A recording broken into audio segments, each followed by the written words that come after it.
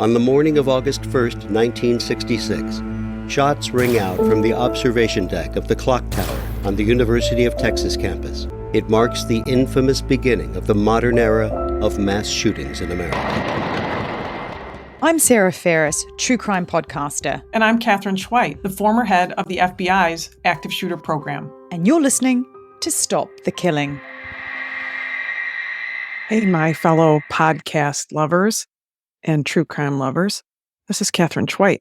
I'm here today by myself because Sarah Ferris has COVID. I wanted to share just a few minutes with you about what's going on in our world, particularly here in the States. As you know, Sarah's in the UK, but I am in the United States, where just a few days ago, we had a terrible shooting in the state of Florida. That's particularly significant. I wanted to mention that particular state because there were 3 people who were murdered inside and outside of a little tiny store called Dollar General here that is a chain store. And the people who were killed were all Black. A 19-year-old man, A.J. Laguerre, who was working there, he had a high school graduate, 29-year-old Gerald Gallion, and 53-year-old Angela Michelle Carr. Angela was an Uber driver, was driving somebody to the store, and she was killed. Now, the significance of this and why I wanted to mention this particular situation today is that this shooting occurred just a few days ago, but it occurred in the state of Florida, which has really kind of been in a state of flux about racial matters. And we have seen a ratcheted up number of hate crimes in the United States with regard to racial tension. And Florida is sometimes, it seems like, at the front of that. So last year, there have been many efforts in the Florida legislature to make some movements and some changes around that have to do with how education is handled and how some other things are handled. And at the forefront of that has been their governor, who is now running for president of the United States. But the legislature has been talking, as many legislatures have in the United States, about something that we haven't dealt with before, except in the last few years, which is that parents are in charge of their kids, and parents should be able to decide what kids learn in school. That's a simplified version of it. What that conversation has done is turned into this conversation that's a talking point for politicians called "you're either woke or you're not woke." It's not an accurate use of the term, but I bring all of that up to say that this shooting is now being, of course, investigated as a hate crime. Just to back up and tell you what happened happened last Saturday.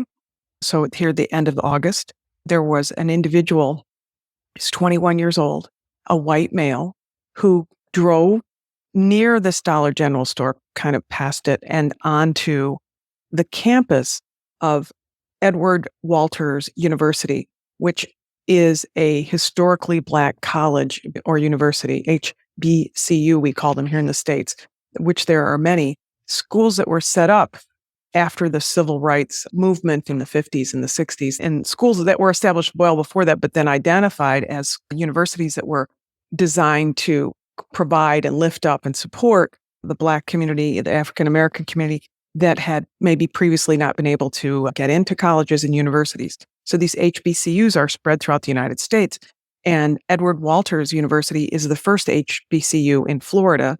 I believe it was opened in the 1800s. So the HBCUs have faced a lot of threats, particularly, according to the FBI, 20 bomb threats just in the past year. And it just really speaks to the racial tension that we have here in the United States right now.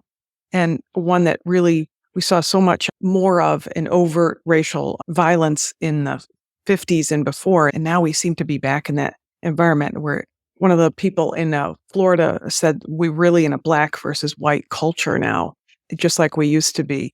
And we're looking at things where the violence is very overt. So taking us back to the shooting, this individual, this 21-year-old white male shooter, he came to the area, the university, but somebody saw him get out of his car and saw him put a bulletproof vest on, as it turned out. And they saw him doing something furtive, as we would say in law enforcement. And so in order to be responsible, they notified the local campus police. And the local campus police went to go to talk to him, and the shooter took off. And he took off down the road, not far away, and the officer reported the license plate, wasn't able to speak to him, but reported the license plate.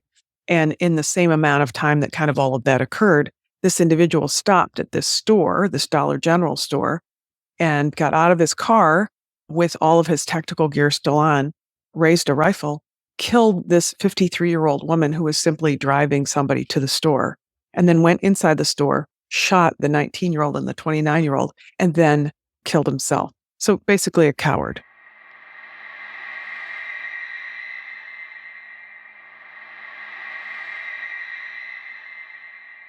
The shooting itself is sad, but it's a bigger picture, and that's really why I wanted to mention it to you today, because it's something that we want to follow as an ongoing and increasing violence that we've seen, particularly towards the Black community. One of the things that's kind of sad and kind of telling is that the NAACP, which obviously is I shouldn't say it obviously, in case you don't know, the NAACP, it is a organization that was stood up years ago to protection and speak as a voice for what it was, colored people at the time. NAACP came out in just a few months ago because of all this political rhetoric going on in Florida, because of this woke conversation, and because of some other things that include changes to the curriculum courses, like courses that can't be offered in school, parents who are allowed to block books from coming into the schools. It's a much bigger story, but because of the political tension that's there in Florida, the NAACP actually issued a travel advisory this past spring warning Black people to use extreme care in traveling to Florida.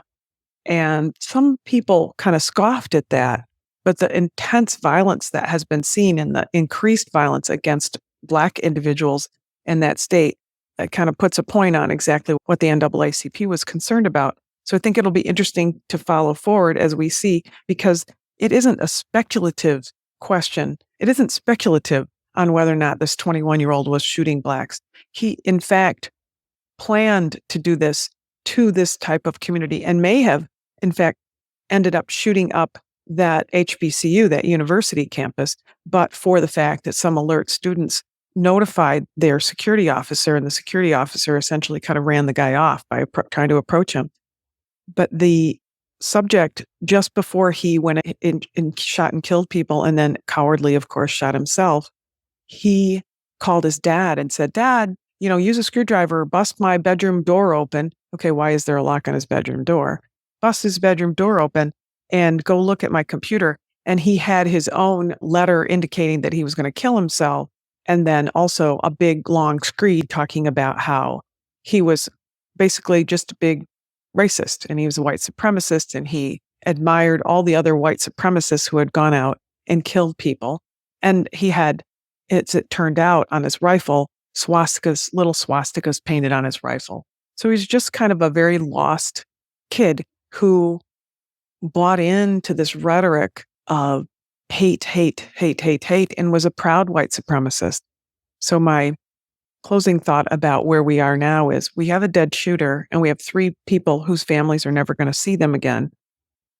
And it was all fueled by hate, hate, hate. So think about who you know and who you're around who spews hate, because hate turns into this kind of violence. And the saddest postscript to the story is that this shooting occurred the same day, which was a Saturday. I mentioned it was a Saturday because last Saturday here in Washington, D.C., there were thousands of people out on the National Mall remembering the 1963 March on Washington, where Martin Luther King gave his speech where he said, "I have a dream." And many of the speakers this Saturday said, we still have such a long ways to go. And I think the shooting is an indication that we still have a long ways to go here in the States. Thanks for listening. And if you want to know more, Catherine's book, Stop the Killing, is out now. For more details, go to catherineschweit.com. Please consider also supporting our independently made podcast. It's simple to do. Go to patreon.com/Stop the Killing. And for as little as the price of a latte a month, you can be part of the solution to stop the killing. Patreon rewards range from official do-gooder status to ad-free episodes, autographed books, and opportunities to connect with us directly for your business, school, church, or even just a book club chat. But just knowing that you are part of a movement that has the power to make your community safer, well, that's got to taste better than a skinny cappuccino any day. So please head to patreon.com/stopthekilling now and polish off your do-gooder halo and make sure to include your name so we can give you a shout out.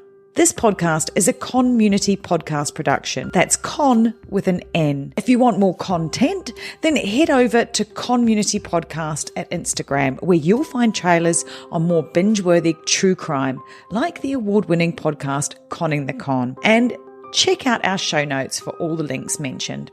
Finally, if you want one takeaway action that you can do right now that can help make our community safer, please share, rate and review this podcast wherever you listen. Everybody needs to know that they hold the keys to see something and say something. Together, we can stop the killing.